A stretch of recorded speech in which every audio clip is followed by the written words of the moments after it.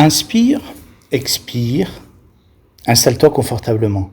Bonjour, bienvenue à cette nouvelle pause inspirante de Mohamed Karim Lahlou, activateur zen et enthousiaste.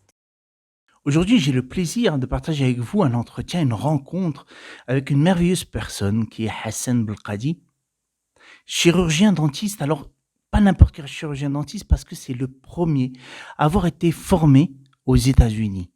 Il est également parmi les pionniers de l'implantologie dentaire à ouvrir un cabinet à Casablanca. Né en 1958, il va baigner dans l'univers du 7e art du cinéma. En rentrant au Maroc, il va ouvrir son cabinet quelques années après avoir travaillé au sein de la CNSS. Et là, il reprend le flambeau de ses parents et va devenir propriétaire des cinémas ABC, Ritz et le Rif, des lieux mythiques de Casablanca. D'un côté, il a envie d'innover, il a envie de s'ouvrir au monde moderne et en même temps s'ancrer dans un passé et dans des valeurs historiques. Découvrez Hassan Belkadi.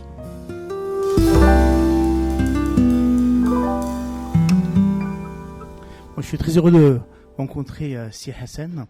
J'ai entendu beaucoup de bien de votre part par plusieurs personnes qui sont dans le domaine culturel, puisqu'effectivement vous avez un métier qui est celui de dentiste et en même temps vous vous occupez du cinéma Rif, un cinéma mythique pour le milieu culturel de Casablanca. C'est Karim, merci pour cette intervention. C'est la première fois que je fais un podcast. Effectivement, c'est mon métier. Je suis chirurgien dentiste. Ça fait plus de 35 ans que j'exerce. Et ma passion, c'est le cinéma. Alors, le cinéma, c'est le cinéma Rif, c'est le cinéma ABC, c'est le cinéma Ritz. C'est des trois salles mythiques à Casablanca qui ont été rénovées de fond en comble avec le numérique, le son et l'image. Ma passion me prend beaucoup de temps, beaucoup d'argent, bien que ce métier-là ne rapporte rien du tout. Je suis dans ce métier par passion et justement pour partager ça avec tous les cinéphiles et tous les amoureux du cinéma. Alors, vous avez fait vos études en chirurgie dentiste, ça fait il y a quelques années au Maroc, à l'étranger. Alors, je vais pas être prétentieux. J'ai fait toute ma formation aux États-Unis, à Washington DC précisément, à l'université de Georgetown. Donc j'étais le premier chirurgien dentiste au Maroc, diplômé des États-Unis d'une école américaine en 1986. Donc je suis rentré et j'étais chef de service dans la polyclinique de El Hassani de la CNSS pendant 2 ans, avant d'ouvrir mon cabinet privé dans lequel je vous reçois aujourd'hui. Et alors, d'où est venue cette vocation pour ce métier ? C'est une histoire heureusement que je la raconte souvent. J'espère que d'autres auditeurs n'ont pas déjà entendu. Alors moi, je suis Obélix. Obélix, celui qui est tombé dans la potion magique. C'est-à-dire, je suis né tout jeune. Je suis tombé amoureux du cinéma parce que ma mère, en 1958, elle a construit le premier cinéma au Maroc. Et c'est le cinéma Sherazade. Sherazade, c'était le plus grand écran d'Afrique, avec un skydome de à peu près 25 mètres de diamètre qui s'ouvrait pendant les entr'actes. Alors le cinéma, c'était ça, c'était mes souvenirs. On n'allait pas au cinéma sans qu'on soit bien habillé en costume cravate. C'était une sortie, c'était comme aller au théâtre. Et donc, mon père, que Dieu le rame tous les deux, a épousé ma mère en épousant aussi sa passion. Donc lui-même avait fait son métier et il a commencé à acheter des salles de cinéma au Maroc pour constituer un groupe de salles de cinéma. Et donc je me rappelle, à l'époque, on allait au cinéma l'ABC, où il y avait, pour ceux qui l'ont vécu, les connaissances du monde. C'était une expérience extraordinaire. Ouais. Et les gens venaient, je me rappelle, c'était de belles voitures, les femmes étaient en manteau de vison, c'était les odeurs, les hôtesses, les ouvreuses c'était la majeure partie des Françaises. Et donc, c'est des souvenirs qui sont restés incrustés dans ma tête. Donc, par la force des choses, en étudiant, partant à l'étranger, je suis revenu et je me suis occupé du parc de cinéma familial. Par la force des choses, ma famille ne pouvait plus suivre. Donc, j'ai racheté toutes les parts de ma famille pour être tout seul dans cette aventure. Et donc, le cinéma RIF, ça a été une acquisition en 2008, tout seul. Donc, j'avais un parc à peu près de 5 salles. Il y avait l'ABC, le Ritz, le Colisée, le Mamounia. Et donc, ces salles-là, on a perdu. Mamounia, ça a été une expérience finie. Et le Colisée, ça a été aussi une expérience. C'était l'équation ne marchait plus. Il fallait s'arrêter. Voilà. Donc, cette passion venait de mon enfance. Et donc, malgré moi, je suis rentré dans ce tourbillon dans lequel j'ai évolué depuis 1998 à ce jour, mais je ne vous cache pas que le cinéma est en plein déclin avec tout ce qui arrive, tout ce qu'on a vécu. En fait, le cinéma, on l'a vécu des différentes périodes. On a vécu la période du VHS. Ouais. On rentrait dans un magasin, dans un truc caché, on prenait Pour louer les films. pour louer les cassettes vidéo. Puis on est passé par le téléchargement. Après ensuite, il y a eu les Netflix, il y a eu des Canal+, etc.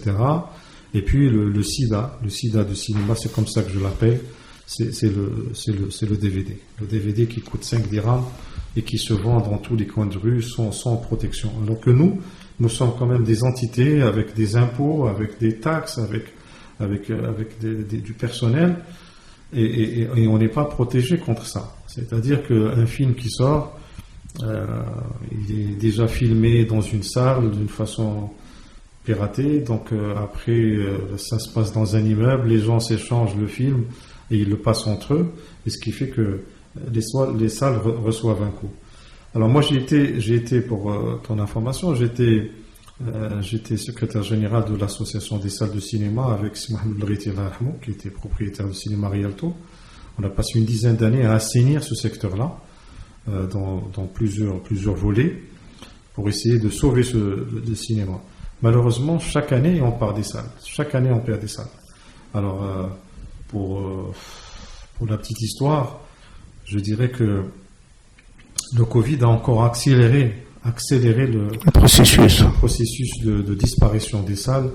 Et donc, de mon côté, par exemple, si je prends mes 3 salles, j'ai pu, à partir du 1er juin, j'ai pu ouvrir que le cinéma RIF et le cinéma ABC et le Ritz. Je ne pouvais pas l'ouvrir parce qu'il y a une panne technique. Et cette panne technique, le devis est exorbitant. C'est juste pas possible d'honorer ce devis pour pouvoir les redémarrer. Et c'est malheureux parce que c'est des salles mythiques. C'est des salles mythiques. Est-ce qu'aujourd'hui, le ministère de la Culture, il y a une démarche de soutien par rapport au domaine culturel? On voit les grands théâtres là qui sont en train de se construire, mais est-ce que le cinéma, ces salles mythiques de spectacle, il y a un soutien de ce côté ou pas? Pour ne pas être médisant, effectivement, il y a eu un petit geste. C'est-à-dire que on a eu en 2013, c'est-à-dire justement après plusieurs combats, avec plusieurs doléances, avec plusieurs tentatives, avec le ministère de tutelle, de dire que comme quoi le 35 mm, il nous avait déjà annoncé les majors que fin 2013, il n'y aurait plus de pellicule 35 mm. Donc c'est-à-dire c'était la fin des projecteurs de 35 mm, il fallait absolument s'équiper rapidement en numérique.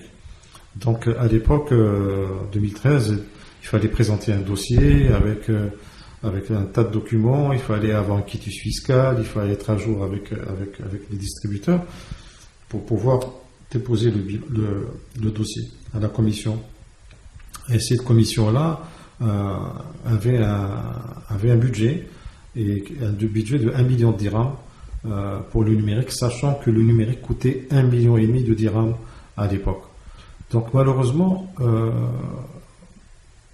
très peu de salles ont bénéficié même pas, je dirais, personne n'a bénéficié du 1 million de dirhams. Il y a eu des commissions, ils ont réduit ça à 60%, 50%, 40% des 1 million de dirhams, c'est-à-dire 400 000, 500 000, 600 000. Donc il fallait se débrouiller pour trouver le financement ailleurs. Et dans mon cas précis, j'ai été pénalisé parce que j'avais 3 salles, et donc ils ont voté que ça, je ne pouvais pas avoir 600 000, 60% du financement sur toutes les salles, donc ils ont réduit les montants, ce qui m'a forcé à aller hypothéquer chez moi, mon cabinet, mes biens personnels, pour pouvoir demander un crédit. Et encore une fois, à l'époque, quand on allait à la banque pour demander un crédit, ils nous disaient non monsieur Belkadi, on ne peut pas vous donner de crédit en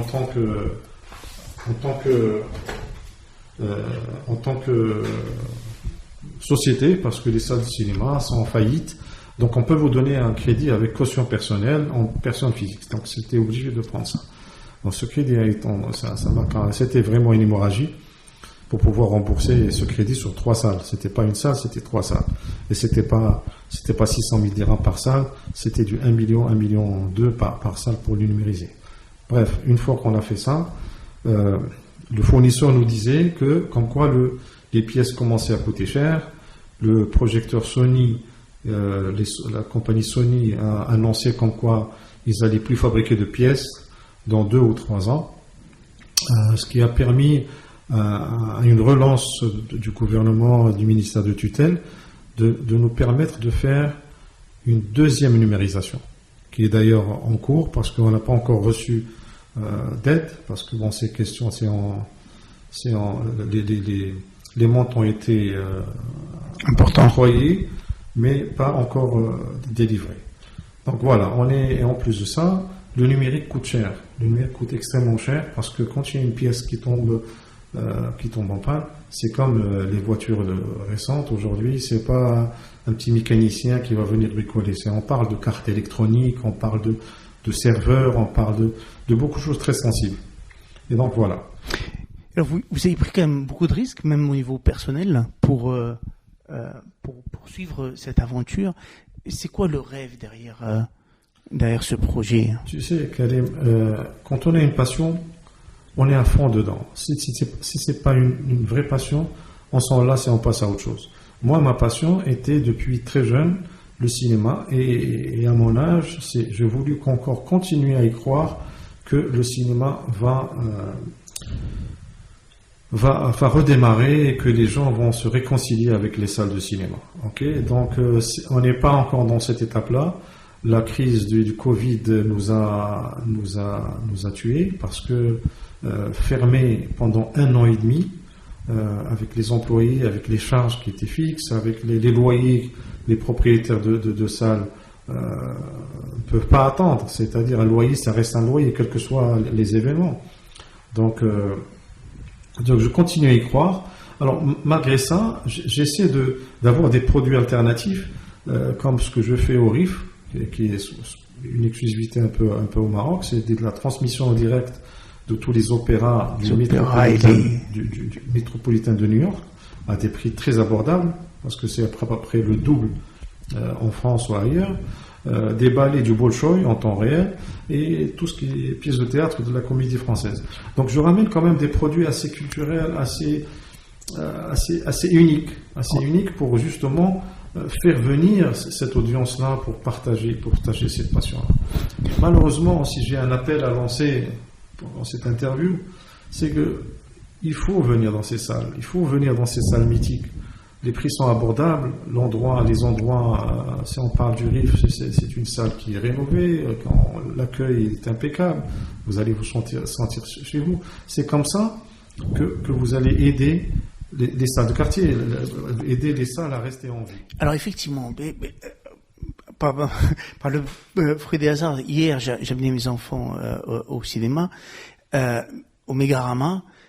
Quel est aujourd'hui votre attrait? Qu'est-ce qu'on pourrait dire? Parce que effectivement, à Mégarama, on a 10 salles, on a un choix, ok, Mais bon, il y a aussi d'autres défauts, on ne va pas en parler ici, mais vous, qu'est-ce que vous pouvez apporter pour donner envie aux gens? Alors, on en reparlera de la programmation, parce que je trouve ça très original, mais qu'est-ce qui pourrait permettre aux gens de pouvoir se dire, mais attends, c'est pas des vieilles salles qui sont en train de partir en vrille, mais non, on peut y retourner et avoir un beau moment de spectacle.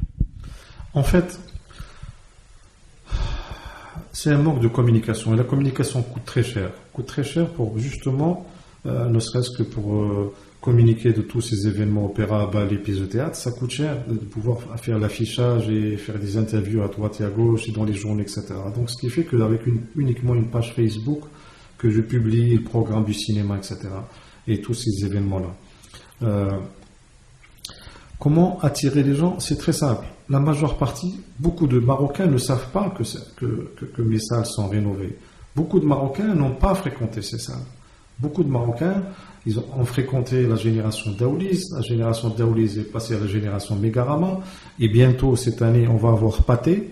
Donc, les salles Pathé qui vont venir s'ouvrir à Sidi Marouf. Donc ça, vous allez vraiment faire la comparaison. Voilà.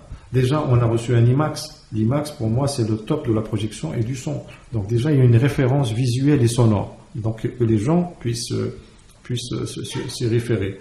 Bien sûr, les prix ne sont pas les mêmes, que ce soit en Megarama, IMAX et en ville. Nous, plus ou moins, on travaille avec la classe moyenne. Et moi, mon message aujourd'hui, c'est je voudrais m'adresser aux jeunes. Parce que les jeunes d'aujourd'hui, que ce soit des écoles, les lycées, les facultés, il faudrait qu'ils s'approprient ces lieux-là. Il faudrait qu'ils viennent. Même je suis ouvert à faire des séances spéciales pour ces jeunes, avec ces gens-là et ces jeunes, pour parler de sauver ces salles en ville. Vous savez qu'il y a beaucoup de villes au Maroc où il n'y a plus de cinéma. Une ville sans cinéma, c'est une ville sans âme, malheureusement. C'est tout, alors que les messages, les grands messages sont transmis par des films, que ça soit, on ne parle pas de films de science-fiction, il y a des films qui ont une moralité, il y a des histoires d'amour, des histoires de société. Et donc, je m'adresse vraiment à toute la génération de Facebook, d'Instagram, de Twitter, etc. Ces jeunes qui sont dans le numérique, il faut absolument qu'ils viennent s'approprier ces espaces-là. Aujourd'hui, je suis là, mais peut-être que cette passion va s'éteindre. Ok, moi, je n'ai pas la transmission vis-à-vis de mes enfants pour prendre en charge. Je sais que ça va s'arrêter avec moi. Je sais que ça va s'arrêter avec moi. Donc, ça serait dommage que ces espaces-là, qui sont rénovés, vraiment j'ai rien à envier à d'autres multiplexes, vraiment. C'est très simple de parler, c'est beau de parler, mais il faut aller fréquenter et faire les remarques et découvrir. Sur place. Et j'entends bien que ce partenariat avec les écoles est important parce que c'est aussi la culture et se cultiver est une démarche qu'on doit apprendre. Elle se fait autant en tant qu'enfant, on est curieux, et je vois mes enfants qui vont aller faire des recherches, même si sur leur téléphone ou sur les tablettes, mais un enfant est curieux, mais il a aussi besoin d'apprendre à comment se cultiver. Et c'est vrai que quand tu parlais tout à l'heure de connaissance du monde, à cette époque-là, moi ça m'a ramené à une petite jeunesse où je trouvais qu'on pouvait découvrir le monde sans voyager et en même temps c'était une sortie. C'était, comme tu disais, on venait, on s'habillait, mais c'était aussi des cafés, des restaurants de quartier qui vivaient grâce à ces lieux de spectacle. Donc ce n'est pas que, on va dire, une entreprise à part entière, c'est un écosystème qui vit autour du cinéma. Et ça, peut-être que les restaurants et les cafés qui sont autour doivent en avoir conscience, ou peut-être que vous en parlez avec eux. Par exemple, si je prends le Cinéma Ritz. Le Cinéma Ritz, j'ai créé un café que j'ai appelé café culturel, il s'appelle Jardin du Ritz. Et donc, les gens, quand ils rentrent au Ritz, ils sont étonnés parce que c'est une entrée de garage. Mais quand on rentre à l'intérieur, c'est un riad, c'est des palmiers de 50 ans avec une verdure, avec une terrasse, et les gens sont vraiment surpris. Et donc j'ai pu faire des signatures d'écrivains, j'ai des expositions de peinture, hommage à Fatima Al-Madnissi. On a eu droit à de grandes personnalités qui ont assisté. Donc j'essaie vraiment de faire bouger les choses un peu en ville dans ces salles qui sont mythiques. Donc je reviens à dire que ces espaces-là doivent intéresser impérativement les jeunes, parce qu'il n'y a pas que Megarama, il n'y a pas que l'IMAX, il n'y a pas que Pathé et nos autres multiplex, il y a ces salles en ville. Ok. Parmi les programmes que j'ai oublié de dire, c'est la semaine du film européen. Alors la semaine du film européen, c'est extraordinaire, c'est parce que à chaque fois on pose la question, le cinéma arrive, problème de stationnement, etc. Je vous assure que chaque année, maintenant je suis peut-être à ma 4e ou 5e année avec la semaine du film européen, le premier jour d'ouverture, on reçoit plus de 1000 personnes. 1000 personnes le premier jour. Cette année, avec le Covid, la distance sanitaire, etc., on était obligé de refuser du monde pour éviter les problèmes.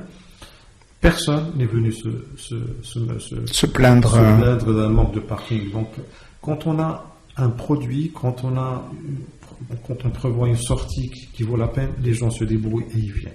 Alors ça, je trouve ça vraiment intéressant parce que aujourd'hui, il y a le côté cinéma, mais tu as eu cette intelligence de t'ouvrir à d'autres types de spectacles et de pouvoir offrir aux Casablancais, Casablancaises d'autres produits. D'où est venue cette idée? Qu'est-ce qui t'a permis de pouvoir innover d'une certaine manière? Il faut savoir que le cinéma fonctionne que l'après-midi, tous les matins. Malheureusement, à une certaine époque, dans certaines salles, on prévoyait des salles pour les enfants le dimanche, les séances infantiles, etc. Ça a tendance ça a disparu. Deuxièmement, on avait aussi les séances de 22 heures, c'est-à-dire 10 heures du soir. Et ça, c'était les séances qui marchaient dans la ville où les gens allaient au travail, dînaient, et puis ils venaient voir le film, ou bien ils dînaient dehors et ils venaient voir le film. Alors malheureusement, la séance de 22 heures a disparu en ville. Pourquoi? Après les incidents du 16 mai, il y a eu un problème de sécurité dans la ville, donc les gens ne sortaient plus. Donc ce qui fait que toutes les salles à Casa, je veux dire, mis à Megarama, la dernière séance est à 19 heures. Donc on a perdu une salle. Comment m'est venue l'idée? C'est tout simplement pour un peu combler ce vide. Trouver quelque chose qui va intéresser les gens. Et donc ça fait à peu près 9 ans avec Pathé Live en France qui m'ont fait confiance pour cette aventure. Je ne vous cache pas, je suis désolé de le dire, mais ça intéresse beaucoup plus les étrangers que les Marocains. Donc j'ai beaucoup plus une audience étrangère que marocaine. Bon, bien sûr, quand il y a des événements, par exemple, quand on a Casse-Noisette qui a attiré un peu les parents qui ont amené leurs enfants. Ils étaient un peu obligés de venir avec leurs enfants. Mais c'est malheureux. C'est malheureux quand même d'avoir un produit comme ça qui n'intéresse pas beaucoup de Marocains. Sachant que, par exemple, en France, quand ils nous envoient un courrier confidentiel, la saison va commencer en octobre. Vous avez le droit de commencer à vendre vos tickets à partir de mai. Mais ça veut dire qu'on est en train de parler 6-7 mois avant l'événement. Ouais. Les gens achètent les tickets en France, bien à l'avance. Ok, généralement c'est à guichet fermé parce que c'est des petites salles, les multiplex. On est à peu près 1100 peut-être maintenant aujourd'hui, 1100 salles au monde et plus de 50 pays. Et ça me fait, je suis honoré de savoir qu'il y a un petit drapeau marocain chez Pathé, disons, voilà, notre correspondant, notre partenaire au Maroc. Voilà. Tout simplement, l'idée est, et je suis toujours à la recherche de nouvelles idées pour faire revenir les gens au cinéma. Mais c'est pas gratifiant. C'est pas gratifiant parce que on passe des films. Si on peut prendre le dernier film de Matrix, le dernier film de James Bond, j'ai fait la sortie mondiale. Ça m'a coûté cher de prendre ce film avec la sortie mondiale. La même chose, la même expérience avec Matrix. Malheureusement, les gens préfèrent aller voir un film à Megarama que venir dans les salles en ville. Voilà. Mais ça, je n'y peux rien. Ça, chacun est à l'aise dans une salle. Non, mais alors, ça ramène à une information, c'est-à-dire que comment on pourrait redonner, en fait, d'une certaine manière, envie aux Casablancais d'abord, de revenir à d'autres formes de culture, peut-être, oui, anciennes, mais en même temps vivantes, parce que c'est des moments, en fait, c'est pas juste de la consommation. En réalité, c'est ça. Hein, c'est très facile de se regarder un documentaire sur notre tablette, mais effectivement, c'est un engagement de notre part d'aller et peut-être de passer un moment en famille, entre amis, pour y aller. Il n'y a pas de meilleure façon que de voir un film dans une salle obscure. On a beau voir ça sur PC, sur tablette, sur téléphone, mais un film, il y a l'ambiance du cinéma, il y a l'espace, il y a la sortie, il y a en plus le son, l'image, la qualité, tout ça. Il faut le voir dans des effets spéciaux, il faut le voir dans de bonnes conditions. Si on voit un film comme ça d'une façon flat, avec rien du tout, bon, ça fait juste la consommation, mais il est où le plaisir? C'est ça ma question. Mais malheureusement, je continuerai à me battre pour justement que cette salle ait un plus grand public, plus grande audience. Non, il n'y a pas d'autre moyen de le faire que de bouche à oreille, parce que bouche à oreille, c'est la meilleure façon. En tout cas, tous les gens qui sont venus au festival, la semaine du film européen, j'étais très ému parce qu'il y a eu des étrangers qui ne me connaissaient pas. J'étais à la sortie du film et à l'entrée, bien sûr. Et beaucoup de gens sont venus me remercier pour me dire merci pour ce que vous faites, merci pour des moments de bonheur comme ça, de voir des films qui ne verront jamais au Maroc parce que c'est one shot, c'est une fois, parce que c'est pendant un festival. Et donc cette audience-là, la majeure partie, bien sûr, ils sont fidèles, chaque année ils viennent pour voir le festival, mais d'autres personnes ont découvert le cinéma RIF. Mais c'est pas pour autant, quand ils viennent, ils ne reviennent pas pour le film.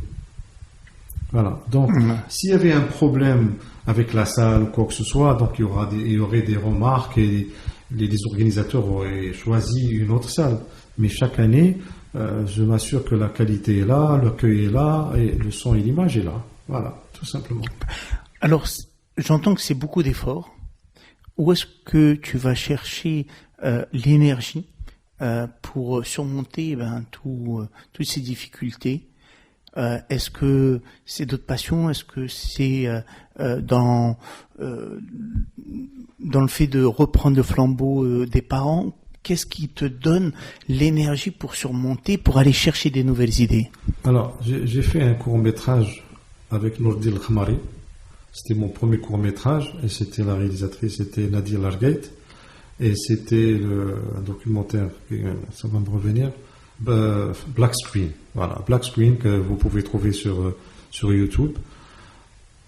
Et donc, elle m'avait posé la question de quoi je voulais parler.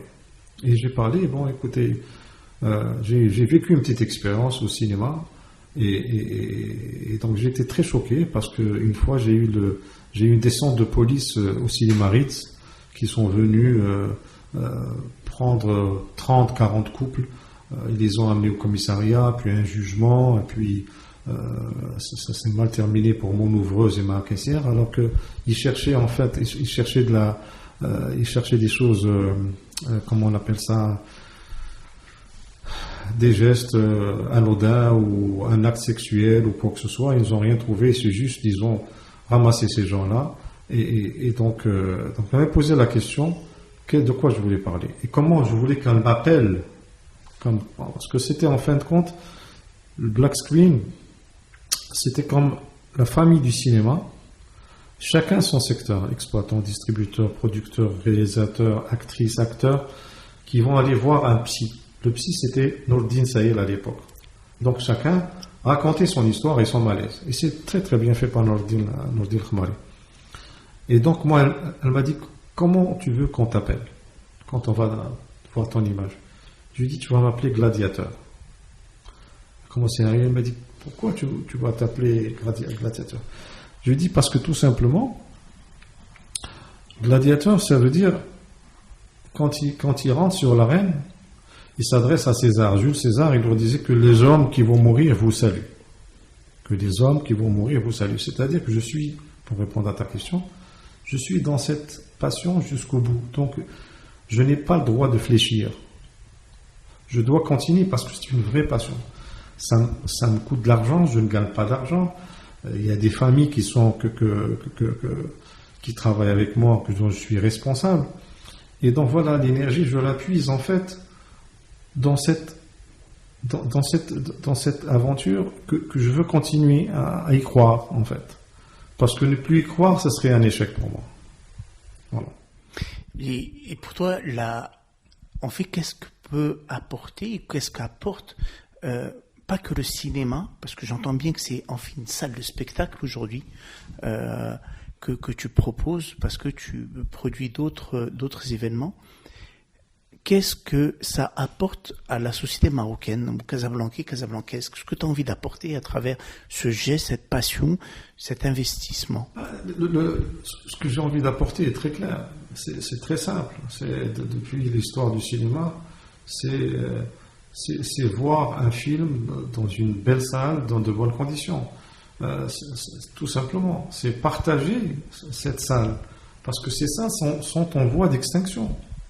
C'est parce que ces salles-là, c'est pas les salles de Mégarama ou d'autres multiplex qu'on voit. C'est des salles mythiques, c'est-à-dire c'est toute une génération qui n'a pas vécu ça. Donc voir ces grandes salles, c'est pas des petits box de 20 salles, 20 fauteuils, 40 fauteuils, c'est grands espaces. Donc en fait, ce que j'apporte, j'apporte rien du tout. Je veux juste partager. En fait, je partage comme moi, je suis cinéphile. Et j'aime bien voir le film dans de bonnes conditions. C'est ce que je veux partager avec ce public, tout simplement. C'est même pas pécunier parce que bon, les tarifs sont très symboliques. Et c'est pas des fortunes qu'on en tire. Il y a plus de frais que de recettes. Mais j'entends aussi cette notion où tu parles de salle mythique. Effectivement, parfois on a tendance à oublier notre histoire. Et je pense que en oubliant notre histoire, en oubliant d'où est-ce qu'on vient, on fait à un moment donné, il y a une perte d'identité. Or là, ce que j'entends, c'est que effectivement, ces salles font partie de l'identité casablancaise. En fait, ce qui s'est passé, c'est que il y a eu des cinéphiles qui ont fréquenté un certain nombre de salles quand ils étaient jeunes. Et quand vous leur parlez, ils vont vous dire, on a fréquenté le Lynx, le Rialto, l'ABC, le RIF, la Moulia, Shahrazad, etc. C'est des cinéphiles, ils se rappellent. Et en fait, la transmission, je crois qu'elle s'est arrêtée vis-à-vis de ces gens-là. La transmission vis-à-vis de leurs enfants. Leurs enfants, les parents sont un peu dépassés parce que c'est l'ère du numérique, c'est l'ère du Mégarama, c'est l'ère des multiplex, etc. Le Mégarama ou d'autres multiplex, je les appelle les supermarchés. Donc il y a 14-20 films et forcément on va vous attirer par un film.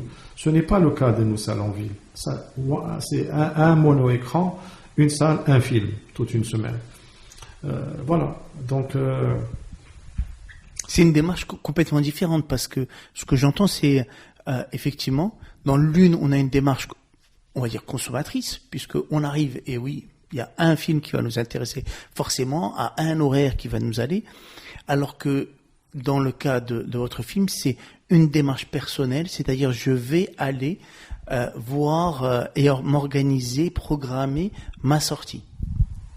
Oui, c'est exactement ça. Mais pour revenir à ta question concernant la perte d'identité, c'est pour ça que je reviens à ce que j'ai dit tout à l'heure. Il faut que ces jeunes découvrent ces salles, mes salles, ou d'autres salles en ville.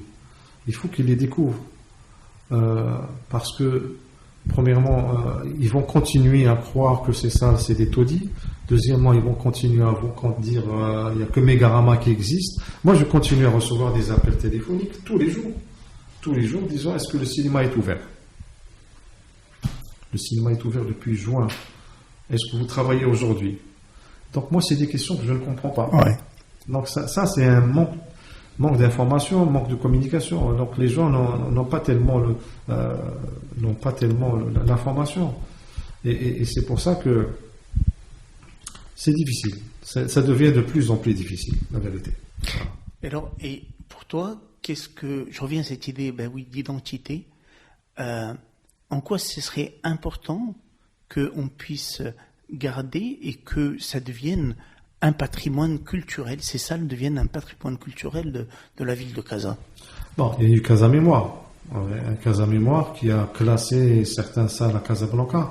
Bon, je ne suis pas tellement d'accord avec l'idée, parce que à l'étranger, quand on classe une salle ou un monument, il y a derrière un financement.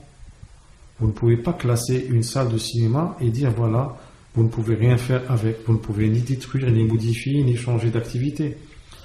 Si vous voulez classer, mais donnez un fonds d'entretien, de maintenance. Je vous cache pas, on est dans le président de la Chambre des exploitants, dans un combat avec le ministère de dire, si vous voulez classer, achetez de chez les propriétaires, parce que les propriétaires de l'époque avaient fait du cinéma, le cinéma marchait tout seul.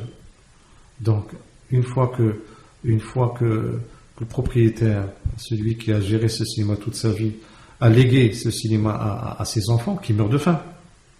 Mais ils ont un avantage d'avoir un terrain bien situé. Ils ne peuvent pas le détruire. Ils meurent de faim. Il y a beaucoup de familles qui meurent de faim. Ils ont un patrimoine qui vaut des millions de dirhams. C'est une salle de cinéma.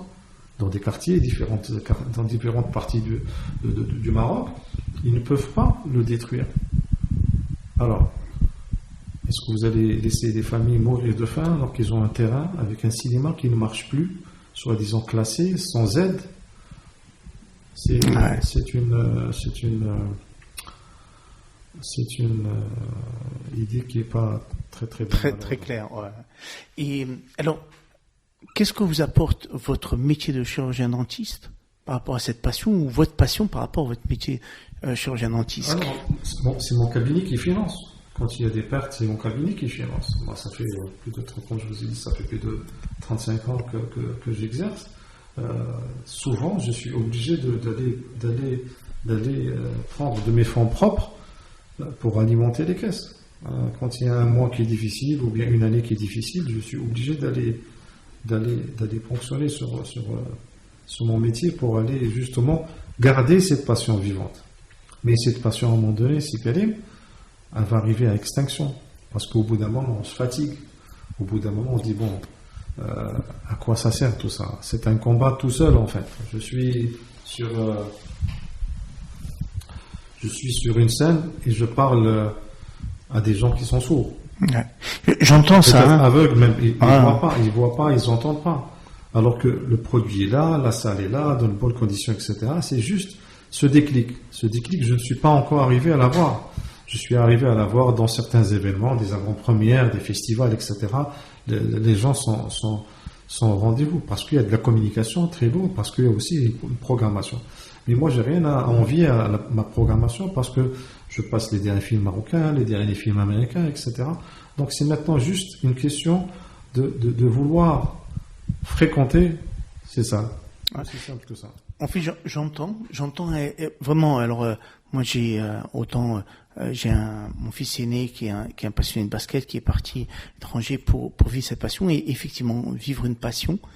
Si à un moment donné on va pas se ressourcer, et je lui dis vas-y, va faire de la musique, va faire autre chose pour se nourrir ton esprit, pour retrouver de la vivacité, afin d'avoir l'énergie pour affronter les difficultés.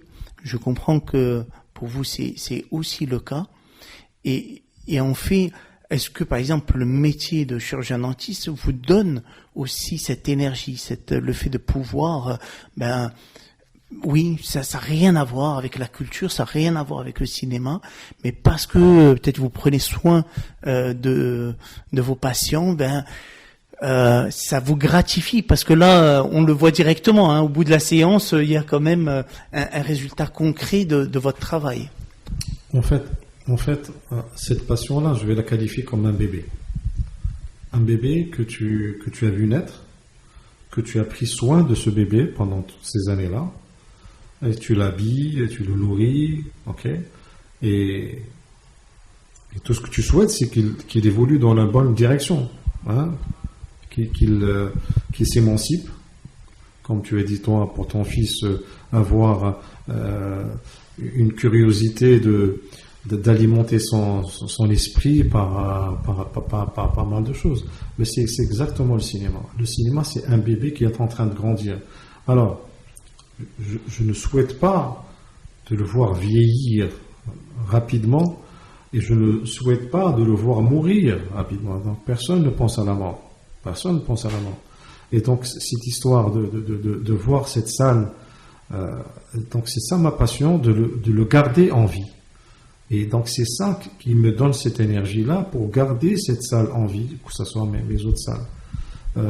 Et donc, le seul appel que je peux faire aujourd'hui, c'est que les jeunes doivent s'approprier, doivent aller voir autre chose que les multiplexes. Et ça peut être des groupes, ça peut être des amis ensemble, ça peut être avec leur famille, et on est prêt à faire privatiser carrément la salle pour avoir un certain nombre. Ils peuvent être juste entre eux. Donc il y a pas mal d'idées à mettre en place. Mais ça, aujourd'hui, il faut s'adresser aux jeunes, parce que la génération cinéphile, c'est parti. C'est-à-dire maintenant, il y a une consommation, mais c'est juste le choix de l'espace. Le choix de l'espace, c'est juste, les jeunes doivent savoir que ça existe. Que ça existe et se réapproprier. Alors, petite réaction, pour toi, c'est quoi les valeurs fondamentales qui te permettent de te guider dans ta vie autant personnelle que dans ton cabinet, que dans la gestion des cinémas? Quelles sont pour toi les valeurs qui sont importantes? Premièrement, c'est l'honnêteté. Il faut être honnête avec soi et honnête avec les autres. Il ne faut pas prendre les gens de haut. Il faut rester humble. Ça, c'est les grandes valeurs. Et aussi, je n'ai pas fait d'études de gestion ou de marketing. J'ai fait travailler juste la logique des choses, gérer un espace, gérer de l'humain d'une façon très logique. Voilà, aussi simple que ça. Mon métier, c'est un métier, je suis médecin, donc il y a déjà l'approche. Les gens, quand ils vont chez le chirurgien dentiste, ils sont très stressés. Et mon rôle, justement, c'est de les apaiser et de les réconforter avant de pouvoir les soigner, pour qu'ils soient à l'aise, pour qu'ils puissent revenir. On peut comparer ça aussi au cinéma. Je dis, voilà, venez, restez en confiance, vous allez être bien entretenu, vous allez être bien reçu, vous allez voir le film dans de très bonnes conditions. C'est le seul message que je peux envoyer. Super de faire ce lien entre les deux. Tout à l'heure, je vais le chercher. Merci de l'avoir fait. Dernier peut-être message que tu voudrais lancer aux Marocains, pas forcément par rapport au cinéma, juste peut-être quelque chose qui viendrait du cœur et qui permettrait à ce qu'on puisse évoluer, avancer.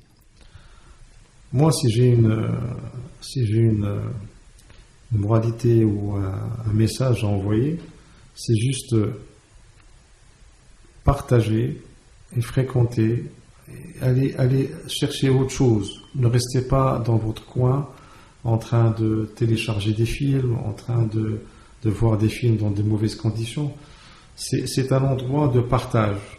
Le cinéma est un endroit de partage. On peut être en famille, on peut être en couple, on peut être avec des amis, etc. Le seul message, c'est le seul.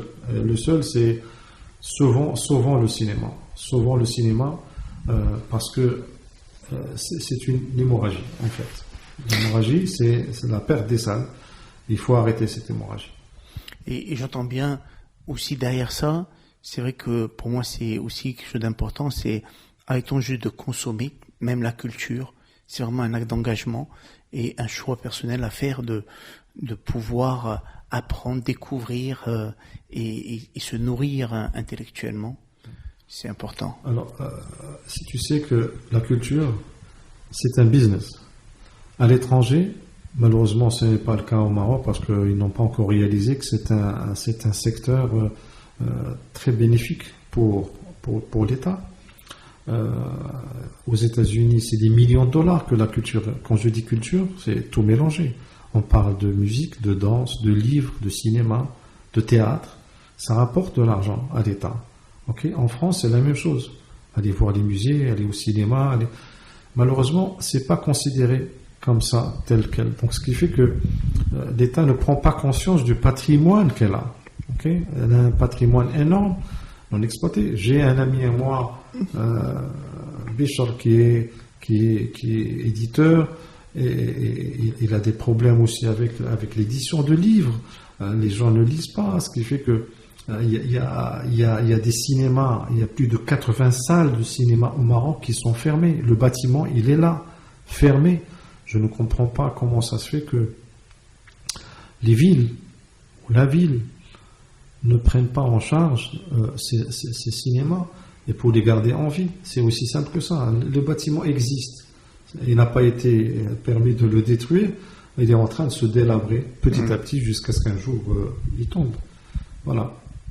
Sauvons notre patrimoine et sauvons, comment dirais-je, notre côté intellectuel, parce que c'est aussi des valeurs, aussi à travers le cinéma, à travers les spectacles, à travers la culture qu'on partage. Et j'essaie vraiment de trouver d'autres alternatives pour faire des séances privées, de documentaires sur différents thèmes. Ça peut être le climat, ça peut être tous les sujets thématiques qu'on peut trouver, justement pour essayer de faire venir les gens et avoir des séances de discussion, de panel discussion après chaque film. C'est des choses qui se perdent, parce que là, à chaque fois qu'il y a un événement, un documentaire, et tu permets aux jeunes de s'exprimer en posant des questions, il y a des réponses. Des réponses, forcément, on apprend quelque chose en sortant de cette salle. Voilà. Merci beaucoup pour vraiment cet échange. Je te souhaite plein de courage, plein de soutien pour poursuivre cette aventure. Et oui, je souhaite longue vie à tes salles et à ton projet, Inch'Allah. J'espère que ce podcast, comme tu l'appelles, sera entendu. Et j'espère que pour toi, ça n'a pas été ennuyé d'écouter tous ces... Non, une grande richesse. Vraiment, j'ai découvert plein de choses. Un pan de l'histoire aussi, Casablanca, ce que je ne connaissais pas. Et merci beaucoup de m'avoir attaché. Merci pour ton écoute. Et au plaisir de te retrouver pour une prochaine pause inspirante. Reste inspiré et connecté. Le monde va aussi évoluer grâce à toi.